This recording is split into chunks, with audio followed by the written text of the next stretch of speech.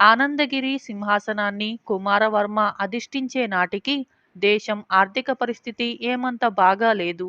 అంతకుముందు శత్రురాజులతో ఆయన తండ్రి చేసిన యుద్ధాల కారణంగా ఖజానా అంతా పూర్తిగా ఖాళీ అయిపోయింది. కుమారవర్మ తన మంత్రి ముకుల శర్మతో సంప్రదించి ప్రజల మీద వీలైనన్ని కొత్త పన్నులు విధించాడు. ఎలాంటి తప్పని పరిస్థితుల కారణంగా ఈ పన్నులు వేయవలసి వచ్చిందో ఆయన స్వయంగా ప్రజలకు తెలియబరుస్తానని అన్నాడు. ఇందుకు ముకుల శర్మ, కొత్త పన్నులు వేసిన సంగతి మీరు స్వయంగా ప్రకటించకూడదు, ఈ పని రాజోద్యోగులకు వదిలిపెట్టండి అని సలహా ఇచ్చాడు. మంత్రి పరిపాలనా దక్షత గురించి ఎరిగి ఉన్నవాడు కావటం చేత కుమారవర్మ అందుకు ఒప్పుకున్నాడు. కొన్నాళ్లు గడిచాయి. ఒకనాటి రాత్రి రాజు, మంత్రి తమ పరిపాలన గురించి ప్రజలేమని అనుకుంటున్నారో తెలుసుకోవాలని అనుకున్నారు. అలా రాజధాని నగరంలో సంచారం చేస్తున్నారు. అది చలికాలం. ఒకచోట కొందరు చలిమంట చుట్టూ కూర్చొని మాట్లాడుకుంటూ ఉండటం వాళ్ళ కంట పడింది. రాజు, మంత్రి వాళ్ళ పక్కన చేరి కూర్చున్నారు. చలి కాగుతున్న వాళ్ళు మాట్లాడుకుంటుంది రాజు కొత్తగా వేసిన పన్నులను గురించే. వాళ్ళల్లో ఒక ముసలివాడు, మనం ఇప్పుడు చెల్లిస్తున్నంత పెద్ద పన్నులు లోగడ ఈ రాజ్యంలో ఏనాడూ చెల్లించలేదు. ఈ పన్నులకు ఒక హద్దు పద్దంటూ లేకుండా పోయింది. రాజోద్యోగులు జనాన్ని అదిరించి బెదిరించి మరీ పన్నుల్ని వసూలు చేసుకుంటున్నారు అని అంటూ కొత్త పన్నులు కట్టలేక ప్రజలు పడుతున్న అవస్థల గురించి చెప్పుకుపోయాడు. కొంచెం సేపు అక్కడ కూర్చొని రాజు, మంత్రి తిరిగి బయలుదేరారు. మంత్రి రాజుతో, చూశారా ప్రభు, పన్నులు విధించింది మీరైనా ప్రజల ఆగ్రహం మాత్రం వాటిని వసూలు చేస్తున్న రాజోద్యోగుల మీదికి మళ్ళింది అన్నాడు నవ్వుతూ. రాజు కొంచెం సేపు ఆలోచించి, ఏది ఏమైనా ప్రజల్లో అసంతృప్తి పెరుగుతున్నదని స్పష్టంగా తెలుస్తుంది. ఇప్పుడు చెయ్యదగినదేమిటో మనం నిర్ణయించాలి అని అన్నాడు. అందుకు మంత్రి అవునన్నట్టుగా తల ఊపి, తమరేమీ ఆదుర్దా పడవలసిన అవసరం లేదు. మన ఖజానా ఇప్పుడు పుష్కలంగా నిండింది. ఈ సంగతి నిన్ననే నాకు కోశాధిపతి చెప్పాడు. మీరు సమ్మతించితే తక్షణం మనం కొత్త పన్నులని రద్దు చేయవచ్చు అని అన్నాడు. కుమారవర్మ సంతోషంగా, ఈ మాట ముందే చెప్పారు కాదేం, కొత్త పన్నులన్నీ రద్దయిపోయినట్టుగా రాజోద్యోగుల ద్వారా ప్రజలకు వెంటనే తెలియపరచండి అని అన్నాడు. ఆ మాటలకు మంత్రి ముకుల శర్మ చిన్నగా నవ్వి, ప్రభు, ఈ పన్నుల రద్దు విషయం తమరే స్వయంగా ప్రజలకు తెలియచెప్పటం ఎంతో ప్రయోజనకరంగా ఉంటుంది అని అన్నాడు. రాజు ఆశ్చర్యంగా మంత్రికేసి చూశాడు. అప్పుడు మంత్రి, అవును ప్రభు, కొత్త పన్నులు ఎందుకు విధించవలసి వచ్చిందో తమరు స్వయంగా ప్రజలకు చెబుతానని అన్నప్పుడు వద్దని వారించాను. తమది ఎంతటి సదుద్దేశమైనా కొత్తగా పన్నులు కట్టమనటం ప్రజలకు ఒక దుర్వార్త వినిపించటం లాంటిది అని అన్నాడు. అయినా రాజోద్యోగులు ఎలాగూ ఒకలాగు ప్రజల నుంచి కొత్త పన్నులు వసూలు చేశారు అన్నాడు రాజు. అందువల్లనే ప్రజల అసంతృప్తికి మీరు కాక వాళ్ళు గురయ్యారు. ఇలా కాక మీరే స్వయంగా కొత్త పన్నులు ప్రకటించి ఉంటే సింహాసనం ఎక్కిన తొలి రోజుల్లోనే ప్రజలు మీ పట్ల అసంతృప్తి చెందేవారు అన్నాడు మంత్రి. మీరు చెప్పింది చాలా యుక్తియుక్తంగా ఉంది. మరి ఇప్పుడు ఆ కొత్త పన్నుల రద్దు విషయం నేనే ఎందుకు స్వయంగా ప్రజలకు తెలియజేయాలి అని అడిగాడు రాజు. ఈ పన్నుల రద్దు ప్రజలకు ఒక శుభవర్తమానం లాంటిది. అది మీ ద్వారా జరిగినప్పుడు మీ ప్రతిష్ట ఎంతగానో ఇనుమడిస్తుంది. అందువల్ల రాజ్యపాలకుల ప్రజలకు అసంతృప్తి కలిగించే నిర్ణయాలు చేసినప్పుడు వాటి అమలు బాధ్యత కింది ఉద్యోగులకు విడిచిపెట్టాలి. అలాగే ప్రజలు హర్షించే నిర్ణయాలన్నింటినీ తామే స్వయంగా ముందుకు వచ్చి ప్రకటించాలి. ఇలాంటి మంత్రాంగాలతో మన పరిపాలనను ఏ ఒడిదొడుకులు లేకుండా నడిపించటం మంత్రిగా నా బాధ్యత కదా అన్నాడు ముకుల శర్మ. తన మంత్రి ప్రతిభను, విఘ్నతను కుమారవర్మ తన మనస్సులోనే ఎంతగానో అభినందించాడు. మర్నాడు ప్రజల హర్షధ్వానాల మధ్య రాజ్యంలో తాను కొత్తగా విధించిన పన్నులన్నీ రద్దు చేస్తున్నట్టుగా ప్రకటించాడు. ఈ విధంగా ఎంతో సమర్థుడైన ముకుల శర్మ ఇచ్చే చక్కని సలహాలను పాటిస్తూ కుమారవర్మ ఆనందగిరి రాజ్యాన్ని ఎన్నో ఏళ్లు ప్రజానురంజకంగా పరిపాలించాడు. ఇలా మంత్రి బాధ్యత అనే ఈ కథ సమాప్తమైంది. అలాగే మరొక కథ, దేవుడు సాక్షి. ఇక కథలోకి వెళ్దాం. కుందాపురం అనే గ్రామంలో గోవిందప్ప అనే గొప్ప దొంగ ఉండేవాడు. దొంగతనం వాళ్ళ వంశవృత్తి. గోవిందప్ప తండ్రి తాతలు కూడా దొంగలే. దొంగతనం కుల విద్యగా వాళ్ళ ఇంట ఉంటుంది. గోవిందప్పకు ఒక చెల్లెలు ఉండేది. ఆమెకు ఒక కొడుకు ఉండేవాడు. వాడి పేరు దేవుడు. మేనమామ దగ్గరికి పోయి దొంగతనం నేర్చుకోమని దేవుణ్ణి వాడి తల్లి గోవిందప్ప వద్దకు పంపింది. దేవుడి పుటక చేతనే మంచి దొంగ. అందుచేత వాడికి గోవిందప్ప దగ్గర చోర విద్య బాగా అబ్బింది. వాడు మేనమామ కన్నా కూడా యుక్తిగా దొంగతనాలు చేయగలవాడు. ఈ సంగతి గ్రహించి గోవిందప్ప తాను దొంగతనానికి వెళ్ళినప్పుడల్లా తన మేనల్లుడైన దేవుణ్ణి కూడా వెంట పెట్టుకుని వెళుతూ వచ్చాడు. ఒకనాడు గోవిందప్ప దేవుడు కలిసి దొంగతనానికి గాను మరొక గ్రామం వెళ్ళారు. వారా గ్రామం చేరేసరికి చీకటి పడింది. ఆ గ్రామంలోని న్యాయాధికారి శ్రీమంతుడని విని వాళ్ళు ఆ రాత్రికి ఆయన ఇంట దొంగతనం చేద్దామని అనుకున్నారు. ఆ న్యాయాధికారి ఒక రకం మనిషి. ఆయనకు పిల్లలు లేరు. ఆయన భార్య కూడా అస్తమానము నోములు నోచేవారు. ఉపోషాలు ఉండేవారు. న్యాయాధికారి ప్రతిరోజు ఎంతో పొద్దుపోయి గాని ఇంటికి రాడు. ఈ సంగతి తెలుసుకొని గోవిందప్ప దేవుడు పెందలాడే తమ పని పూర్తి చేసుకుందామని అనుకొని న్యాయాధికారి ఇంట ప్రవేశించారు. నాకు ఆకలి దహించుకుపోతుంది. నేను తినటానికేమైనా దొరుకుతుందేమో చూస్తాను అన్నాడు దేవుడు. నేను మిద్దె మీదికి వెళ్ళి డబ్బు దస్కము తెస్తాను. నేను ముందొస్తే ఈ చెట్టు కింద ఉంటాను. నువ్వే ముందు వస్తే కూడా ఇక్కడే ఉండు. ఇద్దరము కలిసి ఇంటికి బయలుదేరుదాం అన్నాడు గోవిందప్ప. తరువాత గోవిందప్ప మిద్దె మీదికి వెళ్ళాడు. దేవుడు లోపలికి ప్రవేశించాడు. వీధి వాకిలి దగ్గరగా వేసుకుంది. దేవుడు లోపలికి వస్తూ ఆ తలుపు గడియ పెట్టాడు. వాడు పిల్లిలాగా చప్పుడు చేయకుండా వంట ఇంటి దాకా వెళ్ళి లోపలికి తొంగి చూశాడు. ఇల్లంతా నిశ్శబ్దంగా ఉంది. న్యాయాధికారి గారి భార్య వంట ఇంట్లో కొంగుపరుచుకొని కునుకు తీస్తుంది. పక్కనే దేవుడి మందిరం ముందర వంటకాలు పెట్టి ఉన్నాయి. వాటి సువాసన తగలగానే దేవుడికి ప్రాణం లేచి వచ్చినట్టుగా అయింది. అసలు సంగతేమంటే ఆనాడు ఏకాదశి. న్యాయాధికారి భార్య రోజంతా ఉపవాసం చేశారు. రాత్రి భోజనానికి బయలుదేరేటప్పుడు గిన్నెడు పెసరకట్టు పరమాన్నము, లెక్కగా 8 దోశలు, దోశల్లో తినటానికని కొబ్బరి పచ్చడి సిద్ధం చేసి ఇంటావిడ భర్త రాక కోసం నిరీక్షిస్తూ నడుము వాల్చింది. ఉపవాసంతో నీరసించి ఉండటం చేత ఆమెకు నిద్ర పట్టింది. దేవుడు చల్లగా వంటకాల వద్ద చేరి కొబ్బరి పచ్చడి నంజుకుంటూ దోశలు తినసాగాడు. అసలే ఆకలి మీద ఉన్నాడు. దానికి తోడు దోశలు చాలా కమ్మగా ఉన్నాయి. పచ్చడి పసందుగా ఉంది. అందుచేత వాడు దోశలన్నీ తిన్నదాకా ఆగలేకపోయాడు. అయిపోయాయి కాని ఉంటే ఇంకా తినేవాడు. తరువాత వాడు పెసరకట్టు పాయసం గిన్నెమంతా ఎత్తి మొత్తమంతా తాగేశాడు. అది కూడా వాడి నోటికి అమృతంలాగా ఉంది. అటువంటి పాయసం వాడెన్నడూ త్యాగి ఎరుగడు. దేవుడి ఆకలి పూర్తిగా తీరిపోయింది. ఇక వచ్చిన దారినే వెళ్ళిపోదామని అనుకుంటూ ఉండగా వీధి వాకిలి దబదబా తట్టిన చప్పుడు, తలుపు తలుపు అన్ని పిలుపు వినిపించాయి. ఆ పిలుపుకు ఇంటావిడ చివాలున లేచి వచ్చే వచ్చే అంటూ అవతలికి వెళ్ళింది. ఆ వచ్చిన వాడు ఇంటాయన అయి ఉంటాడు. భోజనానికి వంట ఇంట్లోకే వస్తాడు. ఎటు పోవటానికి దారి లేక దేవుడు చటుక్కున అటక ఎక్కి కూర్చున్నాడు. వాడు ఊహించినట్టుగానే ఇంటాయన భార్యతో సహా వంటింట్లోకి వచ్చి పలహారం సిద్ధం చేశావు కదూ, ఆకలి దహించుకుపోతుంది అని అన్నాడు. ఎప్పుడనగా సిద్ధమైంది, మీరిప్పుడు వస్తారా? మీరెప్పుడొస్తారా అని ఇందాల్నించి చూస్తూ ఉన్నాను అంటూ ఇంటావిడ దేవుడి మందిరం కేసి చూసింది. ఆమెకు ఖాళీ గిన్నెలు మాత్రమే కనిపించాయి. అయ్యో, నేను చేసిన పలహారం ఏమైంది అన్నదామె ఆదుర్దాగా. ఏమవుతుంది, ఆకలేసి నేను వచ్చిన దాకా ఆగలేక నువ్వే తినేసి ఉంటావు అన్నాడు భర్త. ఎంతో ఆశతో వస్తే ఖాళీ గిన్నెలుండటం చూసి ఆయనకు మండిపోయింది. నేనా? మీరు తినకుండా ఏనాడైనా నేను ముందు తిన్నానా? నేను తిన్నది లేనిది దేవుడు చూస్తూనే ఉన్నాడే అన్నది భార్య. నువ్వు తినకపోతే ఇంకెవరు తిన్నారు? అసలు ఇక్కడికెవరు వస్తారు అన్నాడు భర్త కోపంగా. నాకు కాస్త కునుకు పట్టింది. ఆ సమయంలో దేవుడు తిన్నాడేమో అన్నది భార్య.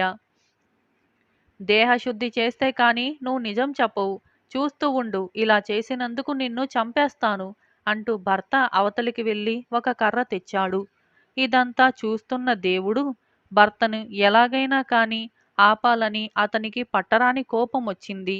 వాడు అటక మీది నుంచి భార్యాభర్తల మధ్యకు దూకి భర్తతో, ఆవిడ నిజమే చెప్పింది, నేనే దేవుణ్ణి, నేను మీ ఇద్దరి ఫలహారము తినేశాను, ఆవిడ్నెందుకు నిష్కారణంగా కొట్టడం అని అన్నాడు.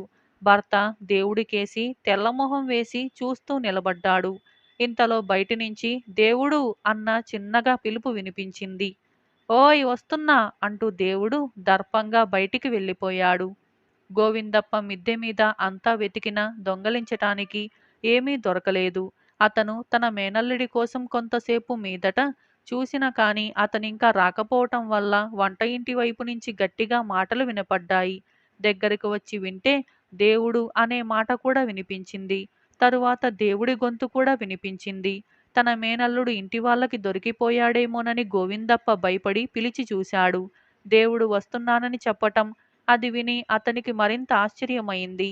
తరువాత వాళ్ళిద్దరూ తమ ఊరికి పోయేటప్పుడు తన మేనల్లుడు చేసిందంతా విని, దొంగవంటే దొంగవురా, దొంగతనం చేశానని ఇంటి వాళ్లకు చెప్పి మరీ వచ్చేశావు అని గోవిందప్ప ఎంతగానో మెచ్చుకున్నాడు. దేవుడు వెళ్ళిపోయిన కొద్దిసేపటికి న్యాయాధికారి భార్య, అయ్యో అలా చూస్తూ ఇక్కడే నిలబడిపోయారేమిటండి, వాడు దొంగలాగున్నాడు, వెళ్ళి పట్టుకోండి అని అన్నది. అప్పుడు న్యాయాధికారి ఇంటి నుంచి గబగబా బయటికి పరిగెత్తాడు. కాని అప్పటికే దొంగలు చాలా దూరం వెళ్ళిపోయారు. ఆ తరువాత న్యాయాధికారి భార్య మళ్ళీ ఏదో పలహారం చేసింది. భార్యాభర్తలు దానితోనే తృప్తి పడవలసి వచ్చింది. ఇలా దేవుడు సాక్షి అనే ఈ కథ సమాప్తమైంది. బంగారు నగలు. ఈ కథ బేతాళ కథ. ఇక కథలోకి వెళ్దాం. పట్టు వదలని విక్రమార్కుడు చెట్టు వద్దకు తిరిగి వెళ్లి చెట్టుపై నుంచి శవాన్ని దించి భుజాన వేసుకొని ఎప్పటిలాగే మౌనంగా శ్మశానం కేసి నడవసాగాడు. అప్పుడు శవంలోని బేతాళుడు, రాజా, వెనకటికి మధుసూదనుడిలాగా కాకుండా నీ బాధకు తగిన ఫలితం నీకు సకాలంలో తప్పక లభిస్తుందని నా నమ్మకం. శ్రమ తెలియకుండా ఉండగలందులకు నీకు ఆ మధుసూదనుడి కథ చెబుతాను విను అంటూ ఇలా చెప్పసాగాడు. పూర్వం ఆర్యావర్తంలో మధుసూదనుడు అనే కాపు ఉండేవాడు. అతను సామాన్య కుటుంబీకుడు. తన ఇద్దరు కొడుకులతో కలిసి వ్యవసాయం చేసుకుంటూ ఉన్నంతలో సుఖంగానే బ్రతుకుతున్నాడు. ఒకనాడు మధుసూదనుడు ఒంటరిగా తన ఇంటి వసారాలో కూర్చుని ఉండగా అతనికొక ఆలోచన వచ్చింది. తాను ఎంత లోటు లేకుండా జీవిస్తున్నా ధనికుడు కాడు. తన దగ్గరే కనుక 2 వీసల బంగారు నగలు ఉంటే గొప్ప ధనికుడిగా చలామణి అవుతాడు. అతని ఇంట చాలా కాలంగా ఒక గృహదేవత ఉంటుంది. ఆ దేవత ఇంటి యజమానికి ఏదో విధంగా సహాయం చెయ్యాలని కొంతకాలంగా సహాయం కోసం చూస్తున్నది. ఇప్పుడు మధుసూదనుడికి ఈ ఆలోచన రాగానే ఆ గృహదేవత 2 వీసల బరువుగల బంగారు నగల మూటను అతని ముందు పడేసింది. మధుసూదనుడికి మొదట ఆశ్చర్యం కలిగింది. మూట విప్పి బంగారం చూసేసరికి ఆనందము, దానితో పాటు ఆందోళన కలిగాయి. ఆ మూట ఎలా వచ్చింది అతనికి తెలియదు. కాని తన మనసులో ఆలోచన కలగటానికి, ఆ మూట ప్రత్యక్షం కావటానికి సంబంధం ఉన్నట్టుగా మాత్రం అతనికి తోచింది. ఆ మూటను మధుసూదనుడు తప్ప మరెవ్వరూ చూడలేదు. అతని కొడుకులు బయటికి వెళ్ళి ఉన్నారు. భార్య వంట పనిలో మునిగి ఉంది. మధుసూదనుడు చప్పున ఆ మూటను తీసుకొని పెరట్లోకి వెళ్ళి దాన్ని వేప చెట్టు మొదట్లో పాతిపెట్టేశాడు. ఆ తరువాత అతను ఇంట్లోకి వచ్చి ఆ బంగారాన్ని ఎలా ఉపయోగించవలసినది తాపీగా ఆలోచిద్దామని నిశ్చయించుకున్నాడు. అతను మామూలు పనులు చేసుకుంటున్నప్పుడు కూడా అతని ఆలోచన ఆ బంగారాన్ని ఉపయోగించటం ఎలాగా అన్న సమస్య మీదనే ఉన్నది. దాన్ని ఒక్కసారిగా అమ్మటమా, కొంచెం కొంచెంగా అమ్మటమా, డబ్బుగా మార్చి పొలం కొనటమా, వ్యాపారం చేయటమా? బంగారాన్ని 1,00,000 విధాలుగా ఉపయోగించవచ్చు. కానీ ప్రతి పద్ధతిలోనూ ఏదో ప్రమాదముంటూ వచ్చింది. ఏం చేసినా లోకులు అనేక ప్రశ్నలు వేస్తారు. అందుచేత తాను ఏదో ఒక నిర్ణయానికి వచ్చేదాకా మధుసూదనుడు తన బంగారం గురించి భార్యకు గాని కొడుకులకు గాని చెప్పదలచలేదు. మధుసూదనుడు అలా కొంతసేపు తిరిగి వస్తే ఆలోచన బాగా సాగుతుందని ఊళ్ళోకి వెళ్ళాడు. ఊళ్ళో ఇద్దరిని కొరత వేస్తున్నారు. ఆ దృశ్యం చూసి మధుసూదనుడు కంగారుపడి వాళ్ళను ఎందుకు కొరత వేస్తున్నారు అని అక్కడ చేరిన వారిని అడిగాడు. వాళ్ళు ఒక ధనికుడి ఇంట బంగారు నగలు దొంగలించారు. దొంగతనానికి ఇదే శిక్ష కదా అని ఎవరో జవాబు చెప్పారు. మధుసూదనుడు కంపించిపోయాడు. అతనికి ముచ్చెమటలు పోశాయి. తనకు దొరికిన నగలు దొంగ సొత్తు కాదు కదా! ఇలా అనుకుంటూ అతను తిన్నగా ఇంటికి పోయాడు. అది మొదలు మధుసూదనుడి మనసు వికల్పం కొనసాగింది. ఆ బంగారమంతా రహస్యంగా ఎలా అమ్మటం? అది రొక్కంగా మారిస్తే కాని మనసుకు శాంతి ఉండదు.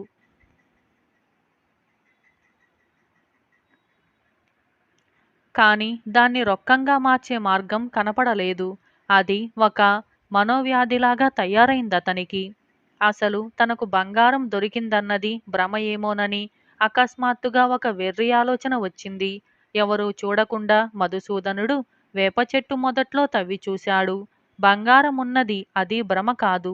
తనను కొరత వేసినట్టుగా రాత్రిపూట పీడకలలు వచ్చాయి.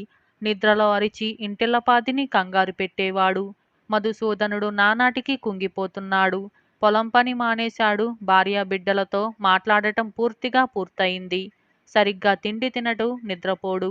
అతని మనోవ్యాధి శరీరాన్ని దెబ్బతీసింది.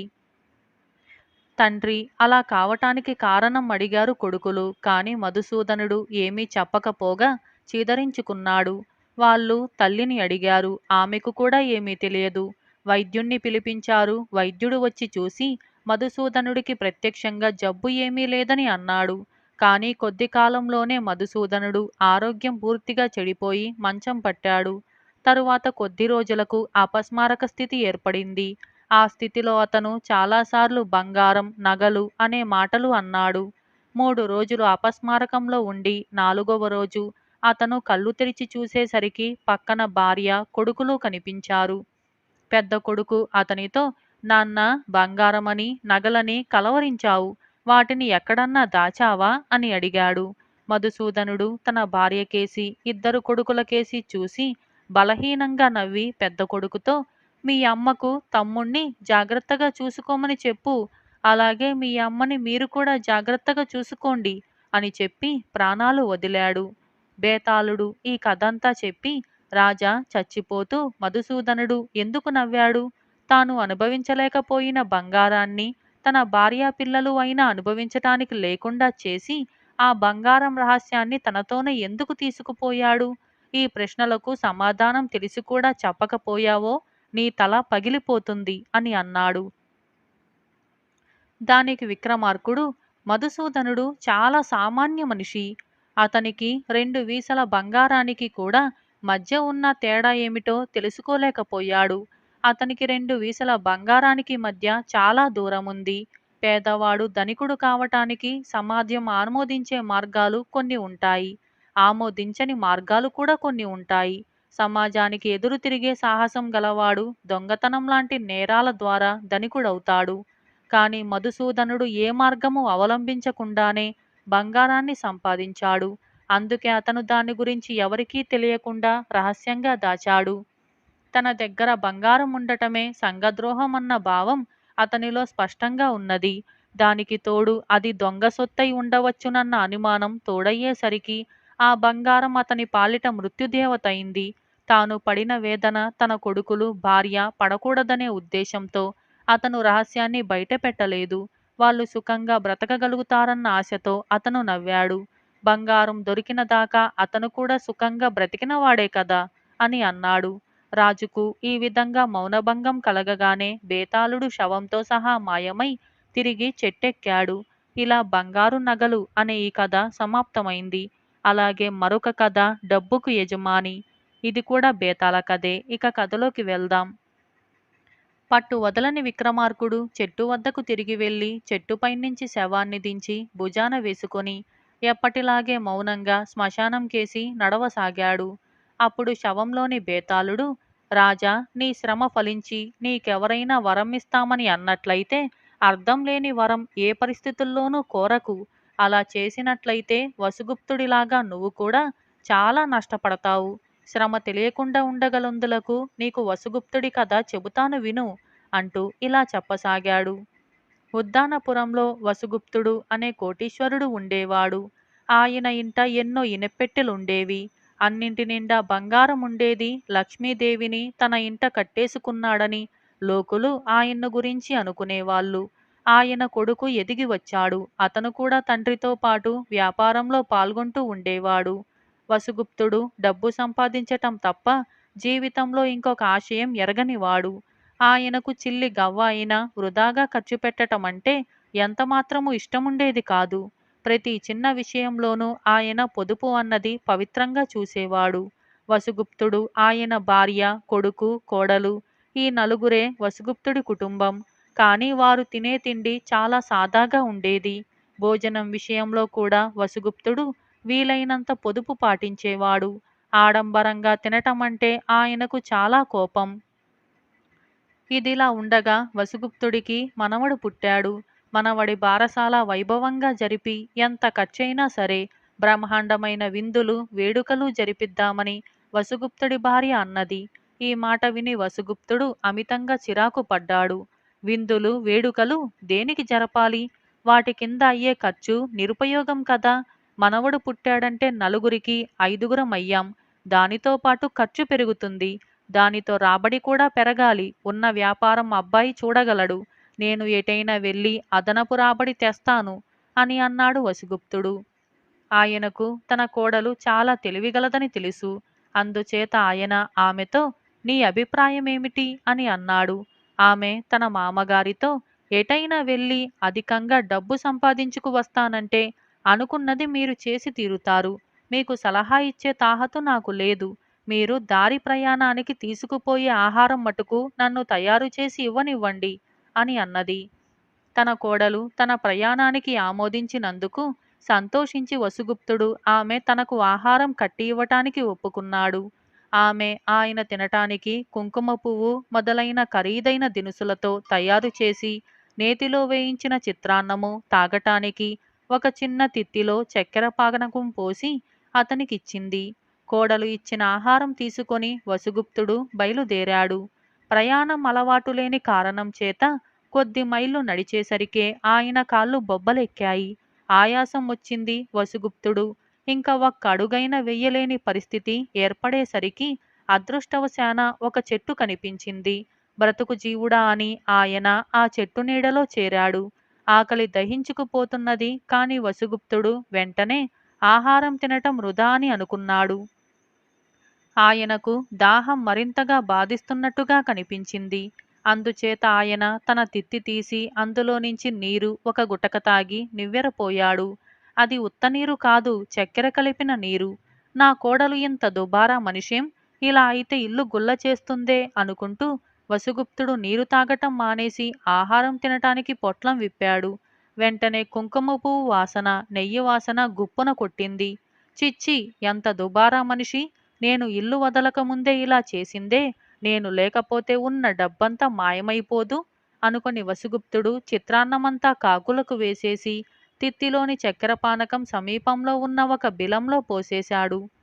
మరుక్షణమే ఆ బిలంలో నుంచి ఒక నల్లని నాగుపాము పైకి వచ్చి పడగ విప్పి వసుగుప్తుడికేసి తదేకంగా చూడసాగింది. దాన్ని చూడగానే వసుగుప్తుడు ఒక్క క్షణం పాటు కొయ్యబారిపోయాడు. మరుక్షణం ఆయనకు ఎక్కడా లేని శక్తి వచ్చింది. ఆయన వచ్చిన దారినే అతి వేగంగా పరిగెత్తసాగాడు. కొంత దూరం పరిగెత్తేసరికి ఆయనకు అమితంగా ఆయాసం వచ్చింది. ఊపిరి ఆడలేదు. ఆయన ఆగి చూసేసరికి నాగపాము ఆయన్ను తరుముతూ రావటం కనిపించింది.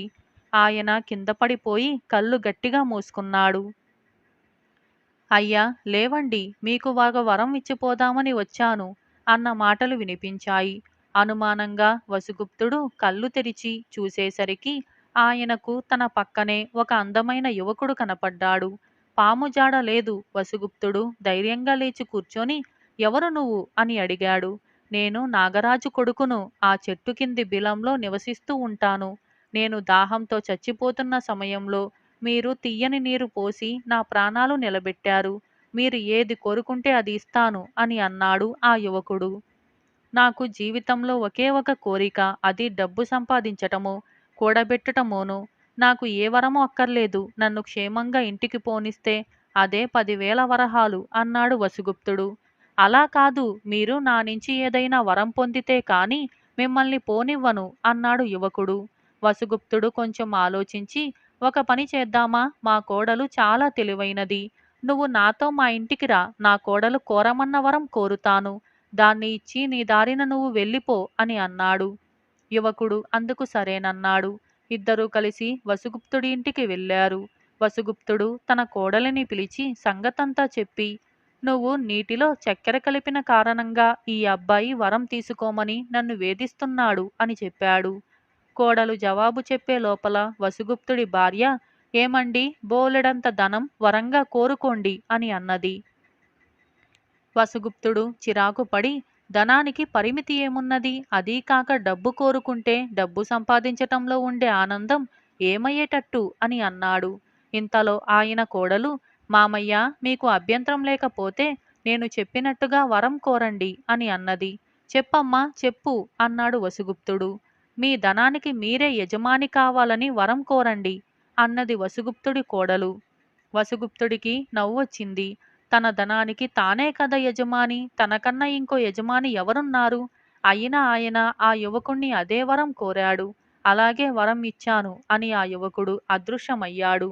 రోజులు గడుస్తున్నా కొద్దీ వసుగుప్తుడిలో విచిత్రమైన మార్పు రాసాగింది.